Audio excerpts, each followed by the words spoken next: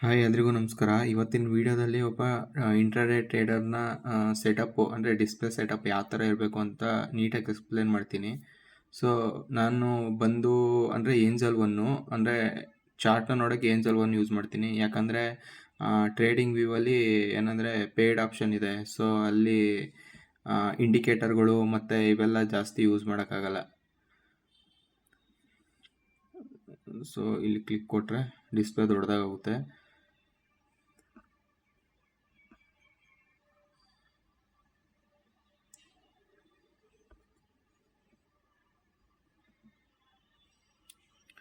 ಇದು 5 ನಿಮಿಷದ ಚಾರ್ಟು, ಇದು ಬಂದು 15 ನಿಮಿಷದ ಚಾರ್ಟು. 15 ನಿಮಿಷದಲ್ಲಿ ನೋಡಿ ಒಂದು ಟ್ರೆಂಡ್ ಲೈನ್ ಎಷ್ಟು ನೀಟಾಗಿ ಬಂದಿತ್ತು. ಸೊ ಅದನ್ನ ಬ್ರೇಕ್ ಆದರೆ ಆ ಟ್ರೆಂಡ್ ಲೈನು ಎಲ್ಲಿ ಸ್ಟಾರ್ಟ್ ಆಗಿತ್ತು ಅಲ್ಲಿಗೆ ಬಂದು ಇಲ್ಲಿ ಸಪೋರ್ಟ್ ತಗೊಂಡಿದೆ. ಸೊ ಅದು ಬಿಡಿ, ಇದು ಬಂದು ನಾನು ಫಿಬ್ ಬೆಳೆದಿರೋದು. ಫಿಬ್ಬು ಇಲ್ಲಿ ತನಕ ಬಂದು ಇಲ್ಲೇನಾದ್ರು ರಿಜೆಕ್ಷನ್ ಫೇಸ್ ಮಾಡಿದ್ರೆ ಮತ್ತೆ ಇನ್ನೂ ಕೆಳಗಡೆ ಬೀಳೋ ಚಾನ್ಸಸ್ಸು ಐ ಇದೆ. ಸೊ ನಾನು ಫಸ್ಟು ಚಾರ್ಟ್ ಬಗ್ಗೆ ನೀಟಾಗಿ ಎಕ್ಸ್ಪ್ಲೇನ್ ಮಾಡಿಬಿಡ್ತೀನಿ, ನಿಮ್ಗೆ ಆಮೇಲೆ ಎಲ್ಲ ಹೇಳ್ತೀನಿ. ಸೊ ಒಬ್ಬ ಇಂಟ್ರಾಡೇ ಟ್ರೇಡರ್ ಆದರೆ ನಿಮಗೆ 5 ಮಿನಿಟು ಮತ್ತು 15 ಮಿನಿಟು ಎರಡೂ ನೋಡಬೇಕಾ ಅಂದರೆ 5 ಮಿನಿಟ್ಟು ಚಾರ್ಟಲ್ಲೇ ಒಂಥರ ಸೆಟಪ್ಪು ಅಂದರೆ ನಮಗೆ ಸ್ಟ್ರಾಟಜಿ ಇರ್ತದೆ, 15 ಮಿನಿಟಲ್ಲೇ ಒಂಥರ ಇರ್ತದೆ. ಸೊ ವೆಯ್ಟ್ ಮಾಡಬೇಕಾಯ್ತದೆ. ಅಂದರೆ ಜೊತೆಗೆ ಇದು ಏನೋ ಇಂಡಿಕೇಟರ್ ಯಾಕೆ ಯೂಸ್ ಮಾಡ್ತಾಯಿದ್ದೀನಿ ಅಂದರೆ ಜಸ್ಟ್ ಅದೊಂದು ಅಂದರೆ ಇವಾಗ ಪ್ರೈಸ್ ಆಕ್ಷನ್ನೇ ನೋಡೋದು, ಜಸ್ಟ್ ಇದು ಒಂದು ಕನ್ಫರ್ಮೇಷನ್ಗೆ ಅಷ್ಟೇ, ಒಂದು ಎಕ್ಸ್ಟ್ರಾ ಅಡಿಷನಲ್ ಕನ್ಫರ್ಮೇಷನ್ಗೆ ಅಷ್ಟೇ ಇಂಡಿಕೇಟ್ರು. ಸೊ ಇಂಡಿಕೇಟ್ರ್ ನೋಡಿ ಯಾವುದೇ ಕಾರಣಕ್ಕೂ ಟ್ರೇಡ್ ಮಾಡಲ್ಲ. ಸೊ ಇವಾಗ 5 ಮಿನಿಟು 15 ಮಿನಿಟು ಎಕ್ಸಾಂಪಲು.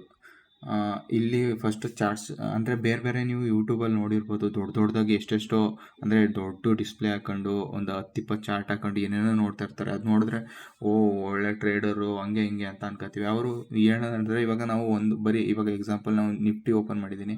ಸೊ ನಾವು ನಿಫ್ಟಿಲಿ ಮಾತ್ರ ನೋಡ್ತಾ ಇದ್ದೀವಿ. ಸೊ ಸಾಕು ಇಷ್ಟು ಸೆಟಪ್ಪು.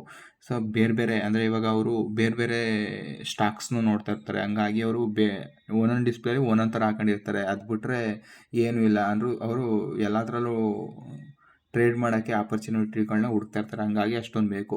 ಸೊ ಇದು 5 ಮಿನಿಟು 15 ಮಿನಿಟ್ ಆಯಿತಾ. ಇವಾಗ ನಾನು ಇಲ್ಲಿ ಸಿಂಪಲಾಗಿ ಪಿವಟ್ ಪಾಯಿಂಟ್ ಹಾಕೊಂಡಿದ್ದೀನಿ, ಮತ್ತು ಇದು 20 EMA 9 EMA ಓಕೆನಾ.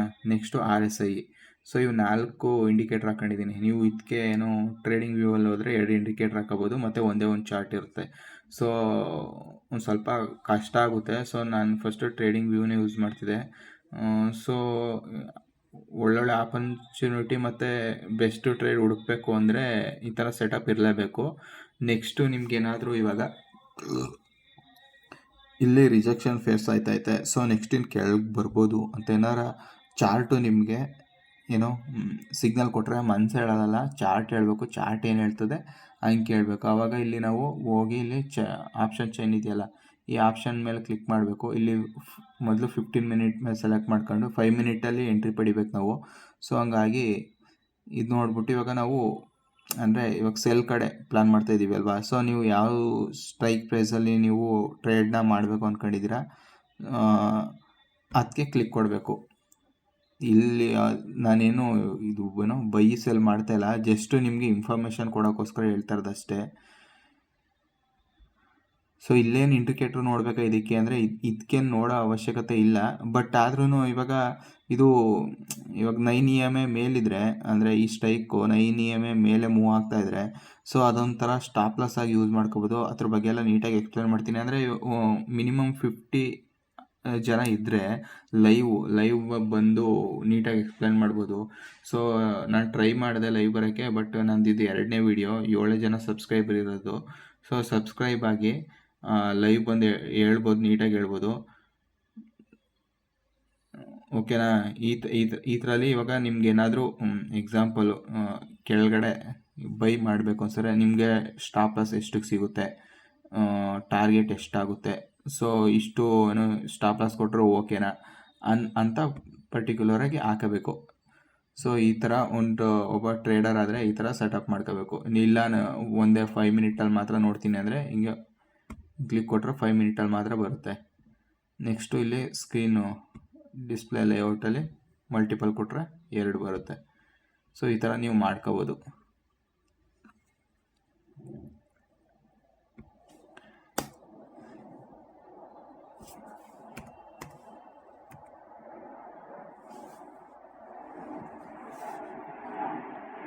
ಸೊ ಇದು 15 ಮಿನಿಟಲ್ಲಿದೆ.